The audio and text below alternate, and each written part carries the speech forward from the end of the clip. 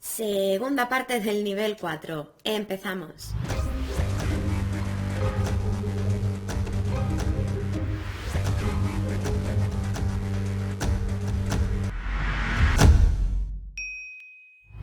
Hola y bienvenidos a Enigma, un canal en el que hablamos de cosas raras. ¿Y qué hay más raro que una lista con las teorías más extrañas que circulan por internet? Ya sabéis que estamos viendo este iceberg que se divide por niveles y esta es la segunda parte del nivel 4. Os recuerdo que tenéis una lista de reproducción en el canal con los niveles anteriores y si me acuerdo dejaré los links abajo también.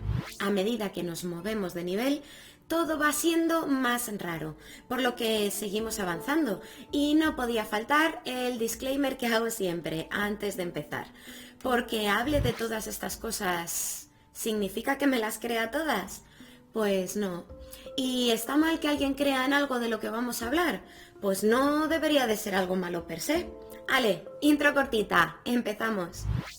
La profecía del Papa Negro se referiría a una de las centurias de Nostradamus que dice lo siguiente. Clero romano, el año 1609, en la cumbre del año se hará elección. De un gris y negro de la compañía salido, que nunca fue tan maligno. Se interpreta con esto que se trataría de una elección para una nueva cabeza de la Iglesia romana.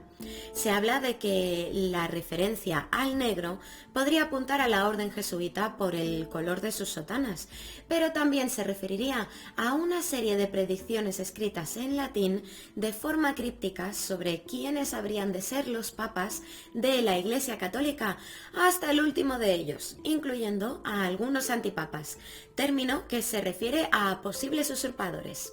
En los 7 reinos aún hay quienes me llaman usurpador. Esta serie de pronósticos también es conocida como la profecía de Malaquías y se publicó en el 1595 en Venecia por parte de un monje benedictino. Están en forma de pequeños lemas, son 111 y cada uno referido a un papa, aunque no se les nombra directamente, sino que se hacen referencias simbólicas. El último sin enumerar, que sería el 112, se describe así. Seguidamente, el último de la Santa Iglesia de Roma se sentará, Pedro el Romano, quien apacentará a las ovejas entre muchas tribulaciones. Conocidas estas cosas, la ciudad de las 7 colinas será abatida, y el juez terrible juzgará a su pueblo. Fin. Y con esto parece expresarse que tras este último papa, Roma, la ciudad de las 7 colinas, sería destruida. Y también podría interpretarse el Apocalipsis, en aquello de que el juez juzgará, aunque los hay que interpretan el fin de la Iglesia en lugar del fin del mundo.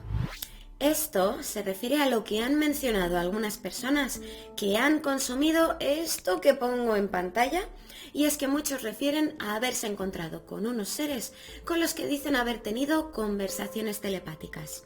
Lo describen como trascender la realidad y llegar a otro mundo, algo como salir de la Matrix. El psiquiatra Rick Strassman llevó a cabo una de las investigaciones más pioneras en este campo y sobre los extraños seres mencionados comentó que aparecían con bastante frecuencia, que muchos de los voluntarios los identificaban con extraterrestres y que salían de la experiencia convencidos de que eran reales. No solo esto, sino que muchos de los participantes del estudio refirieron que sintieron que esas entidades les estaban esperando y que les examinaron médicamente en un entorno que parecía tecnológico. ¿Os suena esto de algo? ¿A que sí? Esto llevó al psiquiatra a pensar que, tal vez, los eventos de abducción podrían estar propiciados por altos niveles de la sustancia en cuestión, naturalmente presente en el cerebro, aunque no se han realizado más pruebas al respecto. Los participantes afirmaron con vehemencia que esos seres y esas experiencias no solo sí que fueron reales y no el producto de una alucinación, sino que fueron más reales que la propia realidad, cosa que llevó al científico incluso a plantearse la posibilidad de que en efecto se tratara de entidades reales interactuando con el cerebro humano desde otra dimensión.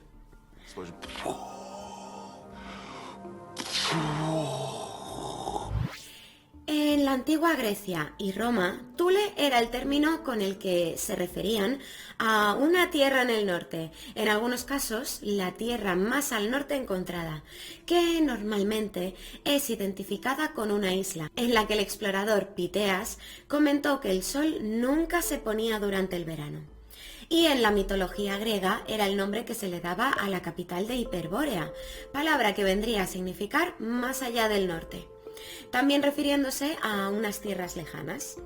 En algunas versiones, allí habitarían los hiperbóreos, hijos de Bóreas, quien personificaba al viento del norte, seres de gran altura, más de 3 metros en muchos casos, que o bien eran inmortales o vivían milenios.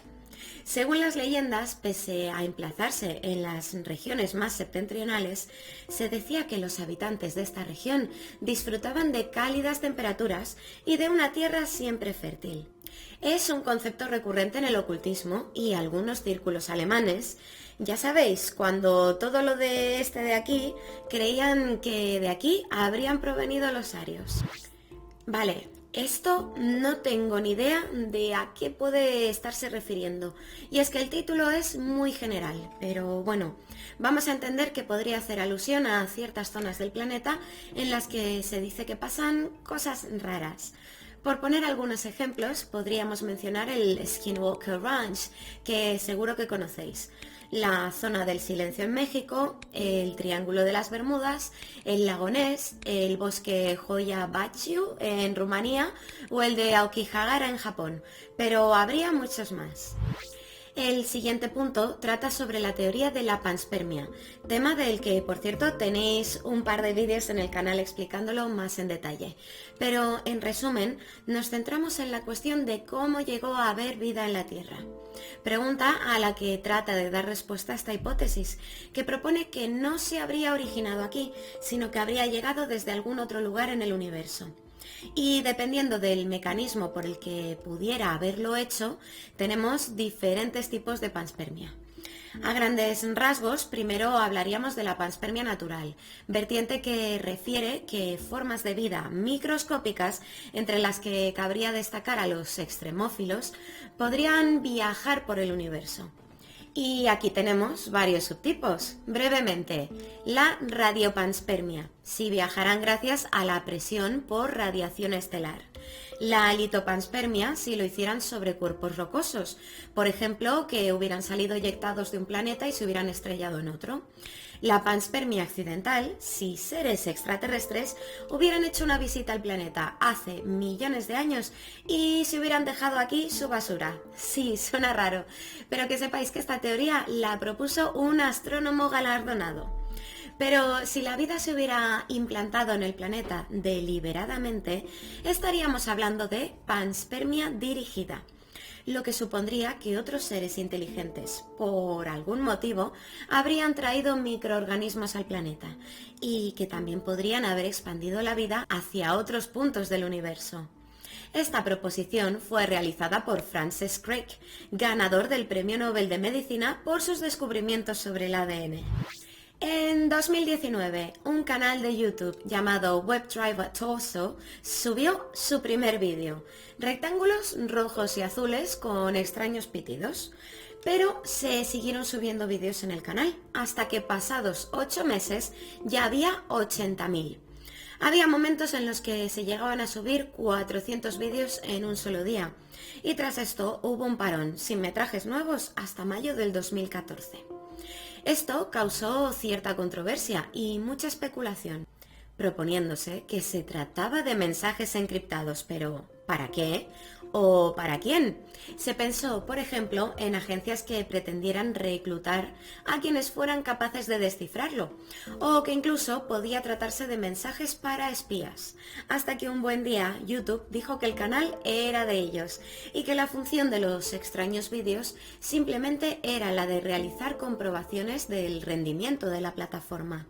Algunos no quedaron convencidos con esta explicación y siguieron pensando que, efectivamente, los misteriosos vídeos contenían códigos.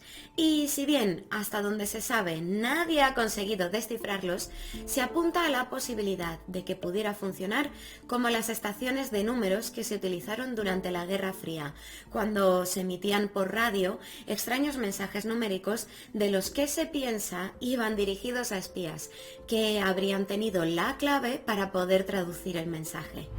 En el año 2000, el periodista y escritor polaco Igor Witkowski, que me perdonen los polacos por favor, pues decía que publicó una obra titulada The Truth About the Wunderwaffe, o La verdad sobre la Wunderwaffe. Ya sabéis que si os digo los títulos en inglés es porque no he encontrado la obra traducida al español. Que no quiere decir que no exista, ojo, solo que no la he encontrado. El caso, el término Wunderwaffen se refiere literalmente a armas maravillosas que el gobierno de este tipo había desarrollado. Se trataba de tecnología avanzada y casi revolucionaria en algunos aspectos. Tanto fue así que, tras la caída del régimen, los Estados Unidos se llevaron a varios de los científicos alemanes que trabajaron en estas Wunderwaffen. Pues resulta que, por lo visto, el amigo Igor en este libro contó que un contacto que tenía en el servicio secreto polaco con acceso a documentación sobre armas secretas, le mostró la transcripción de un interrogatorio a un oficial de este grupo que os pongo en pantalla. Y fue así como llegó a conocer sobre la experiencia de Die Glocke o la campana.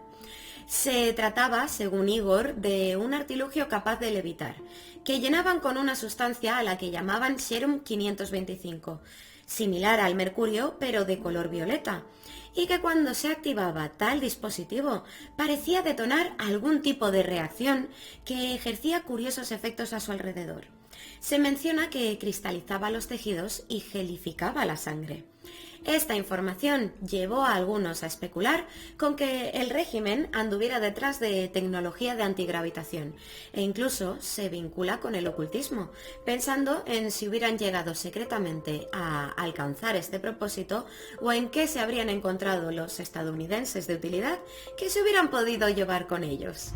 Se estima que en un cerebro humano hay 100.000 millones de neuronas y que cada una de ellas podría integrar alrededor de 10.000 conexiones, así que en promedio se producirían unos 1.000 billones de sinapsis. Os lo dejo en pantalla, pero que sepáis que es un 1 seguido de 15 ceros. Plasticidad neuronal o neuroplasticidad son términos que se refieren a la habilidad de estas redes neuronales para cambiar y, por ejemplo, adaptarse a nuevas circunstancias. Hasta no hace demasiado se venía pensando que la estructura cerebral no pasaba por modificaciones a lo largo de la vida, si bien se demostró lo contrario, que continúa habiendo desarrollo y crecimiento en la edad adulta. A este respecto, sería importante el mantener el cerebro activo mediante la exposición a estímulos tales como el aprendizaje de nuevos conocimientos o la creación de nuevas experiencias y conductas que crearían conexiones neuronales más fuertes. Es algo así como si el cerebro tuviera la capacidad de modificarse a sí mismo, de reconectar todas las conexiones neuronales si fuera necesario, hablando a nivel estructural. Y no solo es capaz de hacerlo respondiendo al aprendizaje o la experiencia, sino también a las lesiones. Y, por ejemplo, esto es en parte lo que está detrás de que cuando se pierde un sentido, se intensifiquen otros. Destacar también que se hizo un estudio con monjes budistas sobre cómo la meditación afectaba al cerebro, con el que se vio que esta práctica era capaz de producir los cambios de los que venimos hablando, y al que se señala para ilustrar los cambios sucedidos por la neuroplasticidad. La perla de Rusia es uno de los nombres del lago Baikal. De aguas cristalinas es el más profundo del mundo y se piensa que también es el de mayor antigüedad, con nada más ni nada menos que 25 millones de años. Se sitúa en Siberia, cerca de la frontera con Mongolia, conteniendo, según las estimaciones, cerca del 20% del agua superficial no congelada de todo el planeta.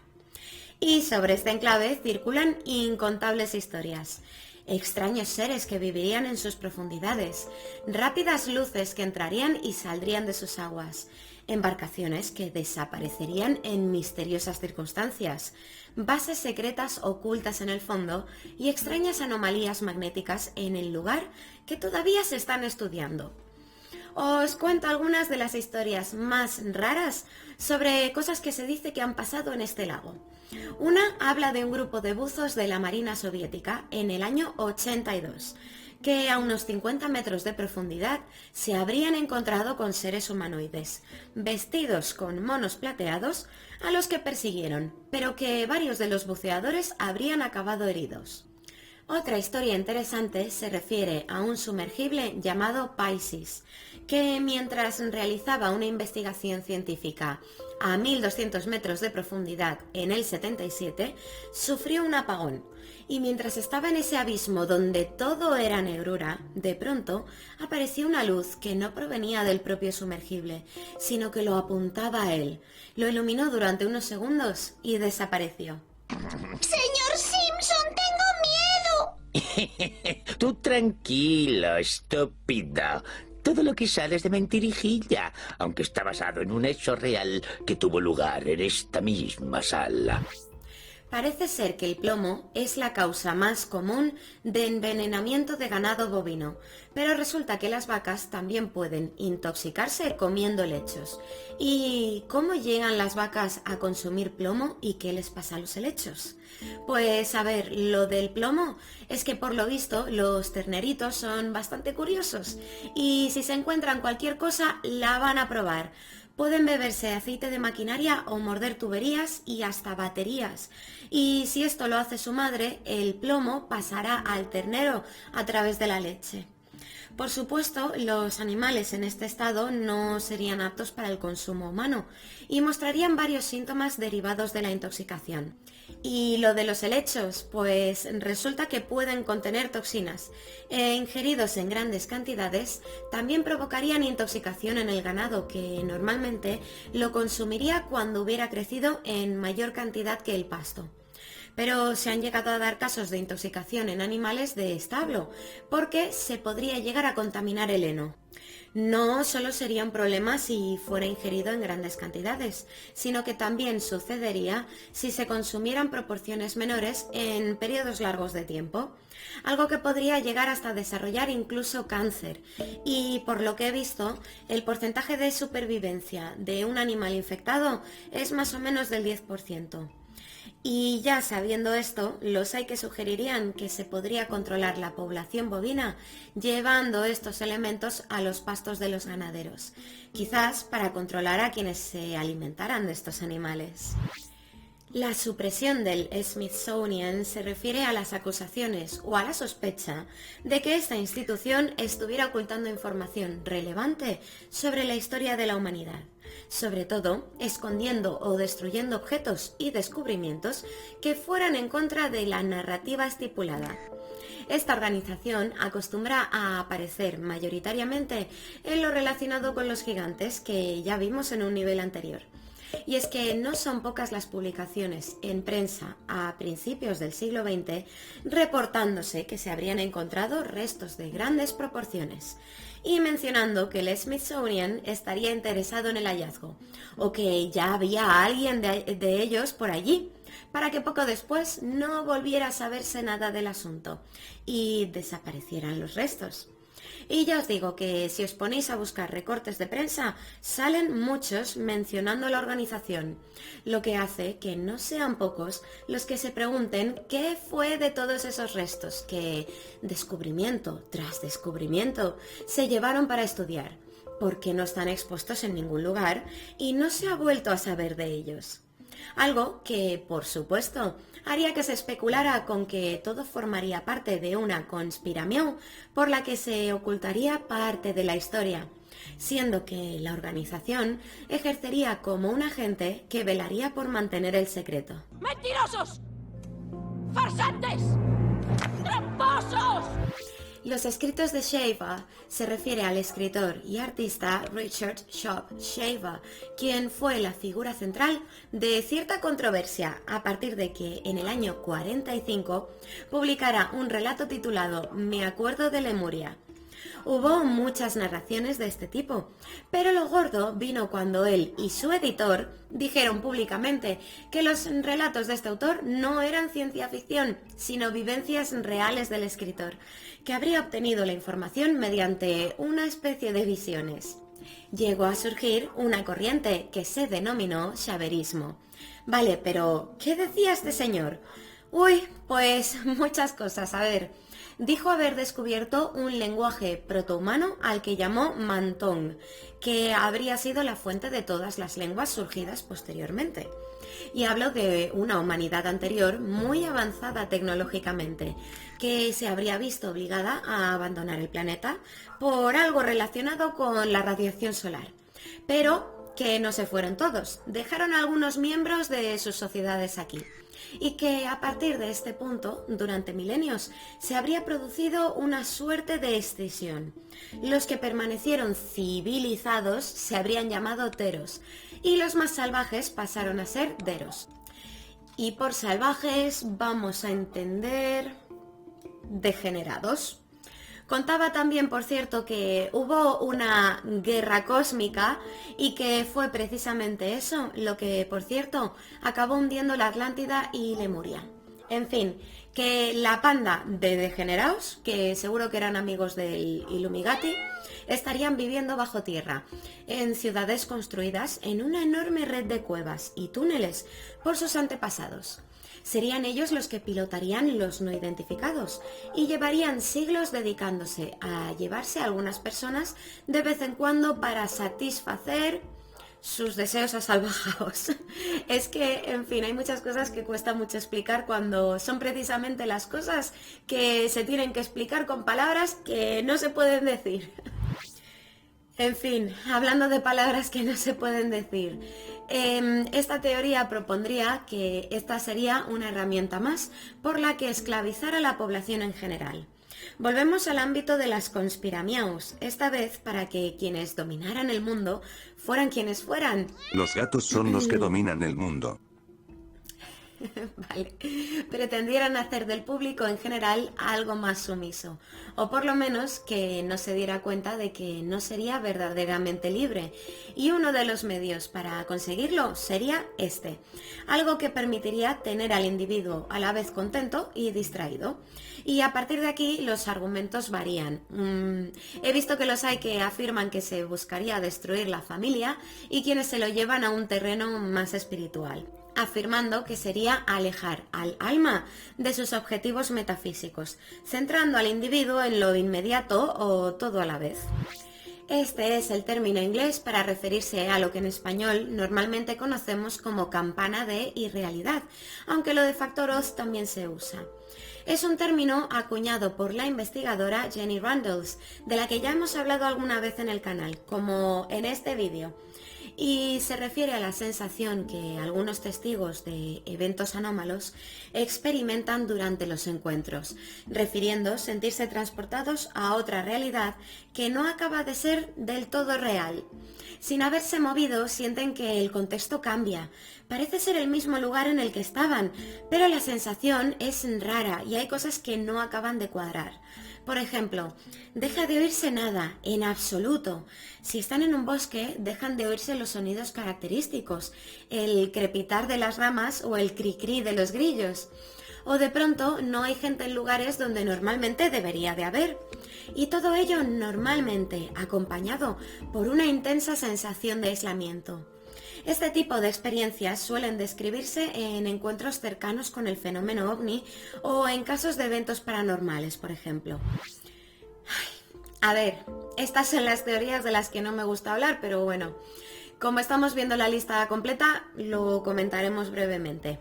En fin, Esto se refiere a la idea o teoría de la conspiración de que desde arriba, y entiéndase que según cada teoría los de arriba varían, pero generalmente son Illuminatis o masones, pues que desde arriba se vendrían promoviendo a marchas forzadas las dos cosas que habéis leído en el título.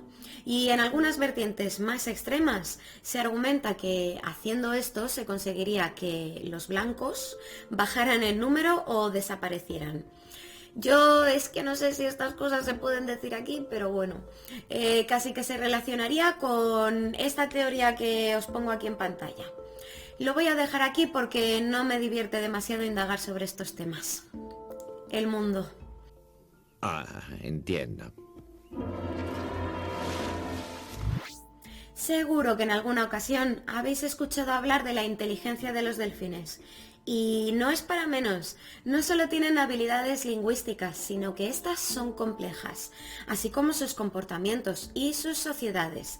Tienen muy buena capacidad para la resolución de problemas y varios estudios sugieren que tienen conciencia de sí mismos y se les ha visto utilizar herramientas como trozos de esponja que se ponen alrededor de la boca para que les sea más fácil el excavar en el fondo marino sin que sufra la piel.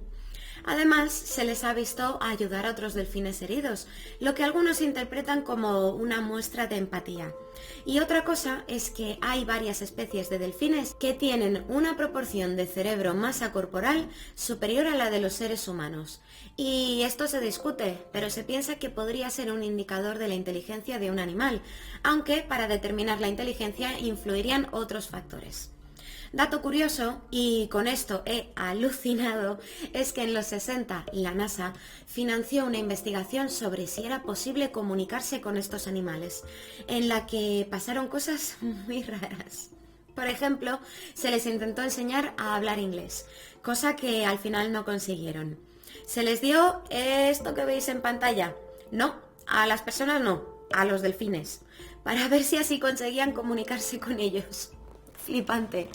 Y a uno de los delfines se le puso en un tanque aislado, pero con una mujer que estuviera con él 24/7 durante 3 meses, tratando de enseñarle el lenguaje sin parar. ¿Qué pasó? Pues que el delfín se enamoró de ella y la quería como pareja, y como no se concentraba, al final ella, vamos a decir que le tenía que aliviar al delfín. Por el bien del experimento. Sí, señores, no me miréis así, esto ha pasado, no me lo estoy inventando. Para ella era simplemente una parte más del experimento que tenía que hacer para poder continuar con las lecciones de inglés, pero resulta que cuando se cerró el proyecto, al delfín se lo llevaron a otro lado y el pobre acabó por dejarse morir debido a la tristeza. Si es que últimamente no se puede hablar de nada bonito en esta serie. El montanismo viene de un señor que se llamaba Montano. Un frigio que en el siglo II después de Cristo dijo tener el don de la profecía y antes de convertirse al cristianismo había sido sacerdote pagano de la diosa Cibeles y junto a 2 mujeres más que se le unieron también diciendo haber sido poseídas por el Espíritu Santo, no tardaron en convertirse en herejes para la Iglesia por las cosas que profetizaban. ¿Y qué decían que iba a pasar en estas profecías? Os preguntaréis. Pues que se iba a acabar el mundo, pero que se iba a acabar ya, con segunda venida de Cristo y todo. Todo forma parte de mi fino pronóstico. Para los próximos 5 días se avecinan inundaciones seguidas del fin del mundo. Con ligeros claros soleados hacia el fin de semana. Y se abogaba por un retorno o que se realizaran más intensamente algunas prácticas propias de aquella época. Ayunos, castidad, un montón de prohibiciones, esas cosas. Algunas cosas que no le gustaban a la Iglesia son que, por ejemplo, no actuaban como los profetas del Antiguo Testamento, que se mostraban racionales en todo momento. Sin embargo, en el caso de los frigios no parecía ser así, y en lugar de presentarse como mensajeros de Dios, Montano, por ejemplo, llegaba a hablar en primera persona, como si él fuera Dios o estuviera poseído por él, o que decían que con ellos iba a comenzar una nueva era. Venga, pues vamos a dejar aquí esta segunda parte del nivel 4 y ya la siguiente será la última de este nivel. A ver si no tardo mucho en editarla y la puedo sacar prontito. Así que, como siempre, unas teorías e ideas muy raras, pero cosas más raras se han visto. ¡Hasta pronto!